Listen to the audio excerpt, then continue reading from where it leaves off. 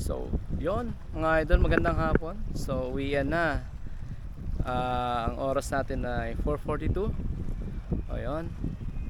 So, wala nang strike mga bandang hapon, yun. So, wala na talaga.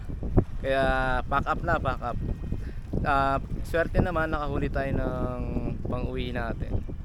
Okay naman, di ganong kalaki yan, pero sakto lang. Pakita ko huli ko sa inyo mga master.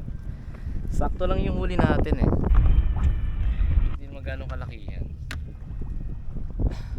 Dito pala to sa ano, sa Halang. Kung familiar kayo sa ano na to, sa lugar na to. Yeah. Ito yung huli natin. Wait lang. Ang huli natin. Yan yung huli natin. Dalawang bibikaw. Masarap sa prito. Ayan ah. Goods na. Yeah.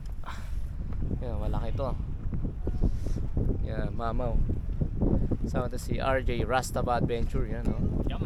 Yamma. Subscribe nyo po yung kanyang channel, Rastaba Adventure. Yan. May YouTube channel po siya. Yan. Ito yung huli natin. Malaki to mga master. Medyo pinalad lang tayo ng konti.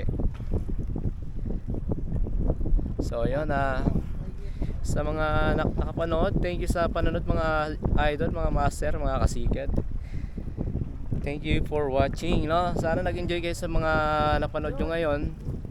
Tsaka sana supportan nyo pa yung channel ni Sikadero TV Unlock para lagi updated sa mga bagong video, no? So kung bago ka lang sa channel ni Sikadero TV Unlock, mga idols, mga kasikad, please subscribe and like, comment and share na rin para makatulong sa munting video na ginagawa ko or sa mga content na ginagawa ko, ano, about fishing, bike at saka ano, about pigeon. So yun lang, maraming salamat mga idol. Next time ulit sa susunod na video. Shoutout niya pala kay Pambis ni Bok tsaka kay Pambis ni Bok yun, no?